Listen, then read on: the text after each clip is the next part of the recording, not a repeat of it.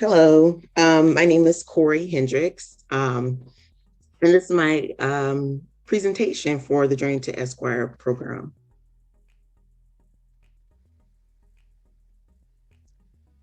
So, just a little bit about myself. I am a 3L, and I'll be graduating in August 2022 from Cooley Law School. Currently, I work full time at the City of St. Corey, Petersburg. this is Jocelyn. Yes. Can you turn your video Hello. on?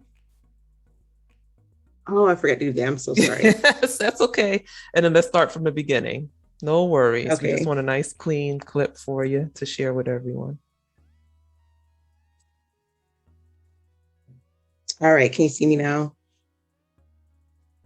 Okay, Yes, you so can proceed. again, um, my name is Kourey Hendryx-Bell. I am a 2022 scholar in the Journey to Esquire program. So just a little bit about myself.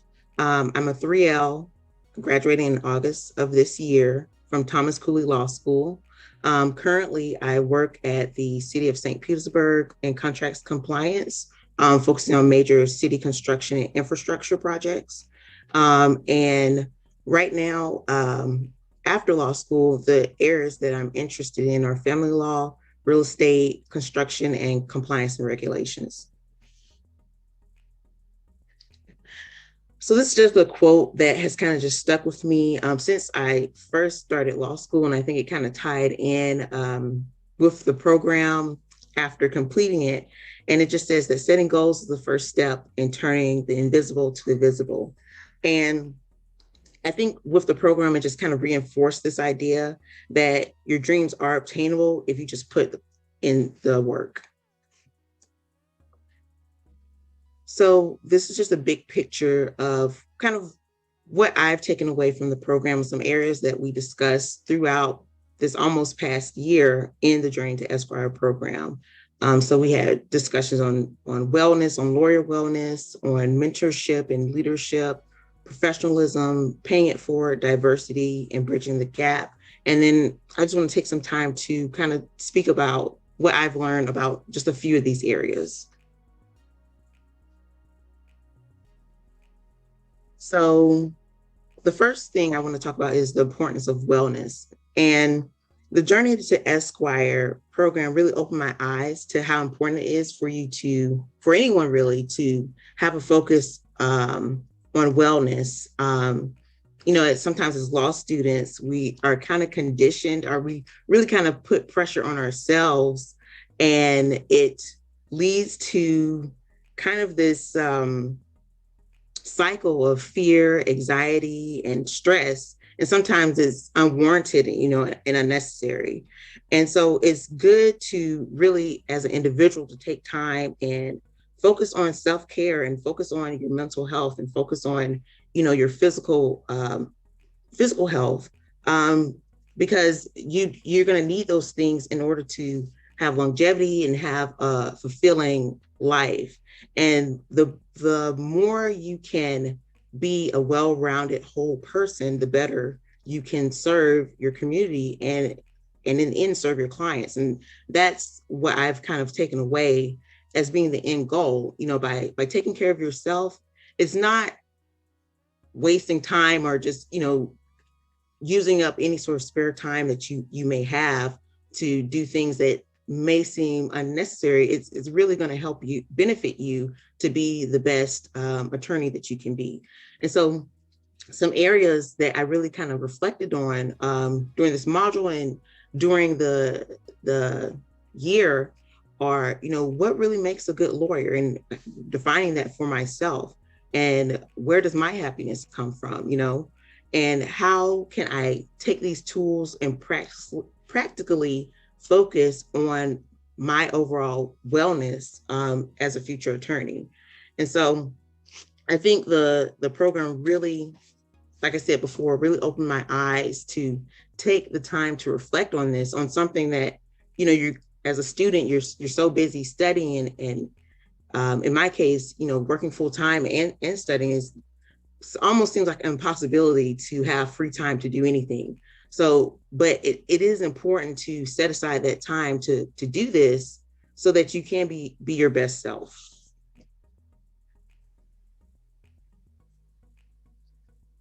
The next thing I wanted to talk about is influence. So many of the modules that we did during the past year really challenged me, I think, to really think deeply, like I said before, on these issues and really come up with responses to them. And influence, kind of encompassed for me leadership as well as mentorship, not just being mentored, but also looking forward to mentor other people. Um, and one of the big things that I really had to review for myself is kind of an irrational fear of failure. But now taking a different approach to that and looking at it a different way, seeing failure as an advantage, as a way to kind of as a tool really to look at what didn't go right and how can I be better and how can I use this to succeed the next time, and just pushing yourself forward even when sometimes things don't go right. And so even if you're not in a position of leadership, it's always important to have this mindset, because you are a leader in your own right and you should be working to lead other people just by influencing them, because people are watching you. um, the other thing that really stuck out to me was one of the readings that we did during the program. The author said, it's not fear that gets in the way of daring leadership, it's armor. And so that really was a powerful quote for me. And I really sat and thought about that. And so thinking of it a little bit deeper is really saying that, it's not fear that's stopping you. It's that it's your response to the fear. So how are you responding to fear? Are you shutting down, or are you using it, like I said before, as a tool to help you push forward and be better, a better version of yourself?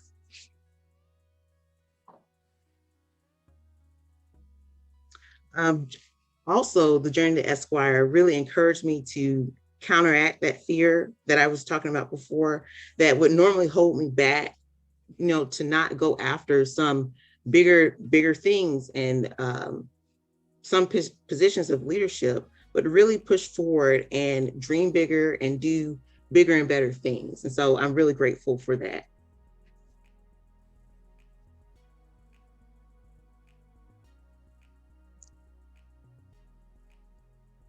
The next thing I want to talk about is paying it forward.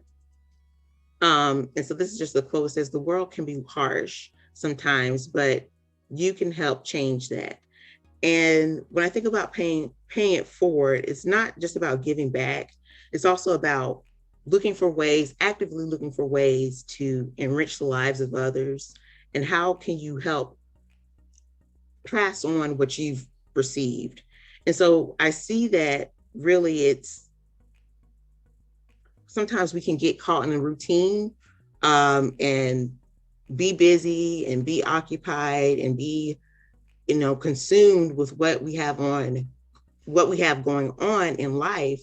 But it's really important to take that time to try to give back and try to lift someone else up and encourage people the way that you've been encouraged. And so the journey to Esquire really has shown me, the importance of that.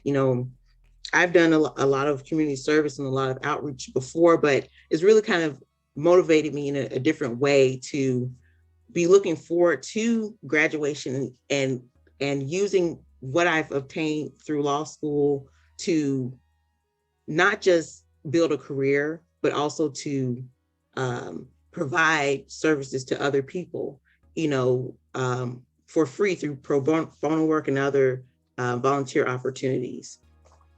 Because I feel like that is the real way that we can affect the change that we want to see in the community at large.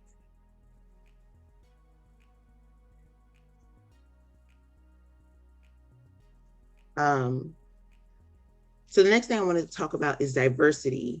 This was a big point, not just because the program itself kind of focuses on diversity, but we spent some time talking on diversity specifically as well. And I feel that being able to collaborate and speak with people, a lot of the speakers that we would have week to week, or just being able to collaborate with other students through the program on to draw insight from them and to talk about shared experiences was very eye-opening opportunity.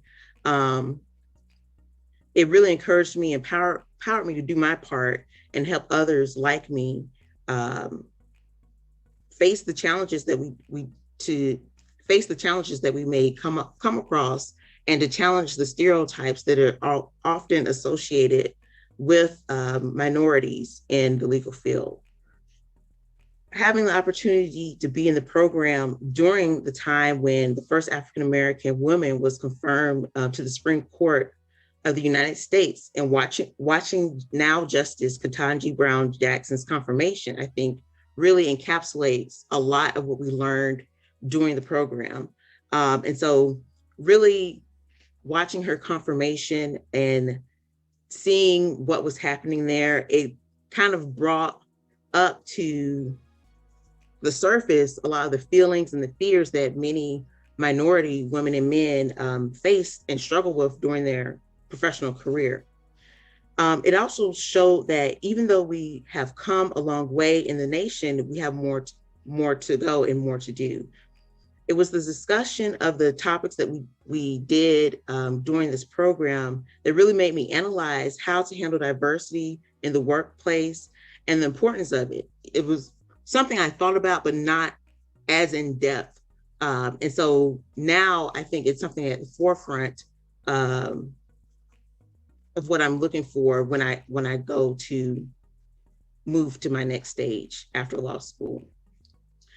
Additionally, it made me look at different disparities between clients, lawyers, and judges.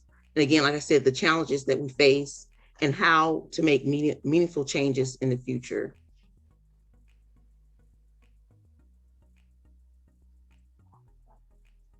So just some final thoughts.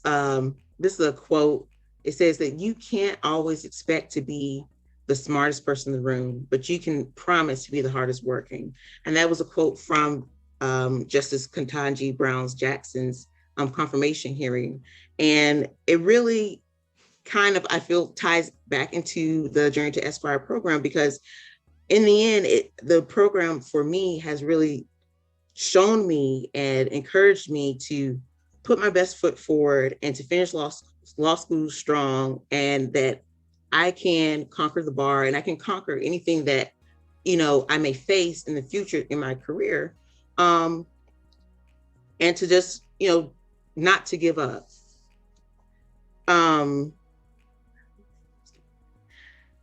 Also, I'm grateful for the Journey to Esquire program because it's provided me with more than just tools and resources.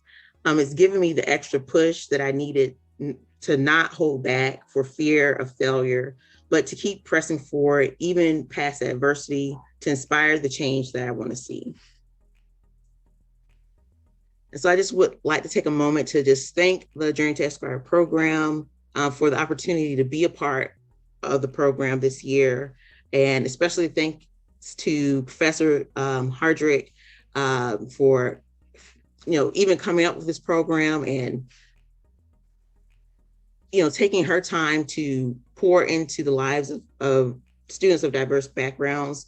Thank you to all the board members, the mentors, the volunteers, and to all the students for making this a great year. Thank you.